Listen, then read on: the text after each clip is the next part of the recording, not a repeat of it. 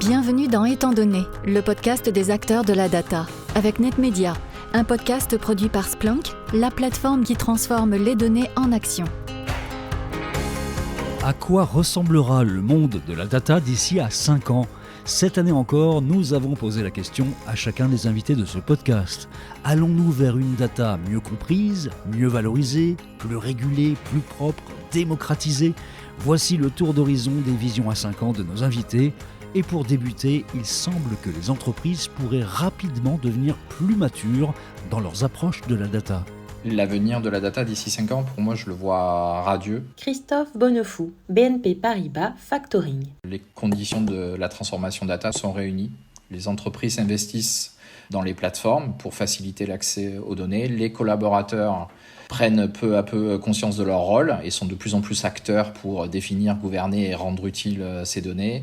Le nombre de cas d'usage métier croît d'une manière exponentielle, ce qui crée certes des tensions en termes de ressources, mais surtout ça crée une filière data qui permet de créer des métiers utiles, bien rémunérés pour les générations futures et actuelles. La data sera donc là, à tous les étages de l'entreprise, et l'IA pourrait bien l'être également. Les acteurs métiers auront davantage la main sur les données. Maxime Avez, Crédit Mutuel Arkea. Les cas d'usage émergeront de manière beaucoup plus simple et globalement de manière beaucoup plus naturelle. Et puis ensuite, on aura une IA de premier niveau qui sera de plus en plus intégrée dans les organisations, mais également dans les logiciels. Donc, ce qui est un peu en contradiction avec le premier point, mais je pense que c'est ce vers quoi nous allons de plus en plus, une IA qui soit diffuse dans les organisations. Va-t-on vers plus de réglementation à court terme ? Certains de nos invités semblent le penser.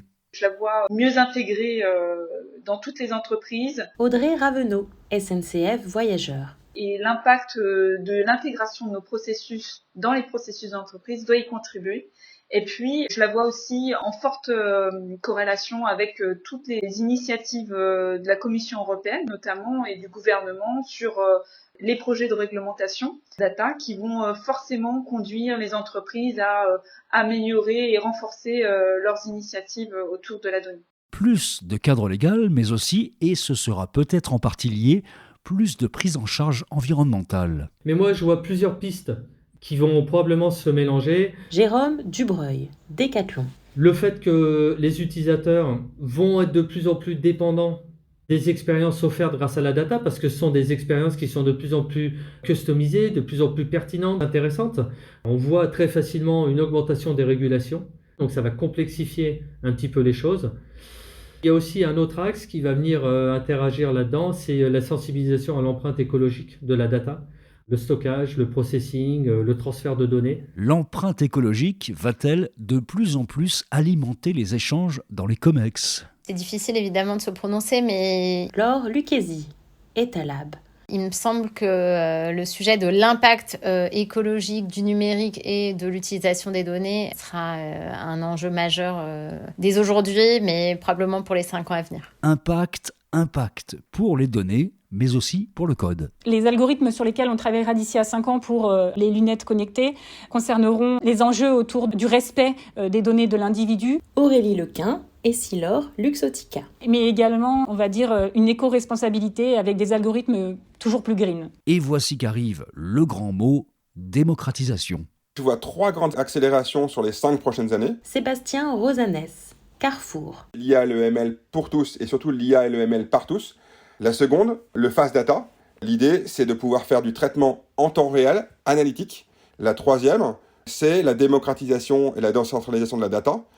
D'ailleurs, on entrevoit déjà ça aujourd'hui avec la prise de pouvoir des métiers dans le management de la donnée et également le déploiement de solutions en masse de data visualisation type Tableau, Google Looker Studio ou Qlik dans la main des utilisateurs métiers plutôt que des informaticiens. Et qui dit démocratisation dit partager et rendre à chacun ce qui lui appartient. C'est quelque chose qui se développe énormément, ce côté open source et démocratisation du machine learning, grâce à, il faut le dire, des initiatives qui d'abord viennent de la communauté scientifique. Gilles Mazard, WeFox. L'avenir, il est sur ce partage des modèles.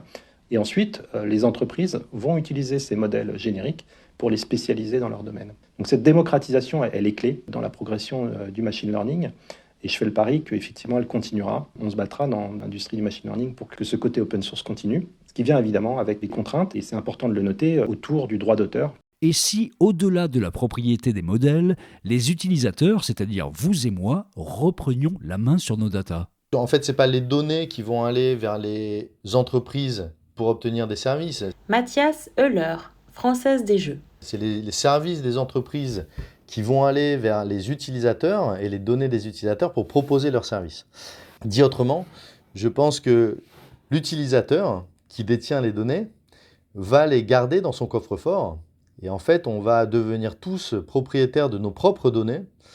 Et en fait, c'est les entreprises qui vont venir vers nous pour proposer des services en se basant sur nos données. Donc il y a un vrai renversement de pouvoir, je pense, qui va se passer autour des données. Les blockchains aussi vont dans ce sens-là. Je vais avoir une donnée qui m'appartiendra et que je pourrai mettre à disposition des personnes que j'aurais choisies pour pouvoir l'exploiter. Enfin, comment finir ce tour d'horizon des visions à 5 ans sans prononcer le nom magique du moment ? Chose qui est assez frappante en ce moment, c'est ChatGPT et les progrès de l'assistance cognitive et sémantique, et je pense que ça va nous aider pour la donnée. Yves Cazot, Michelin. Si on regarde un peu comment marche ChatGPT, c'est vraiment lié au progrès des architectures de réseaux neuronaux pour traiter des séquences. Alors là, c'est des séquences de langage, mais ça peut s'appliquer à plein d'autres séquences.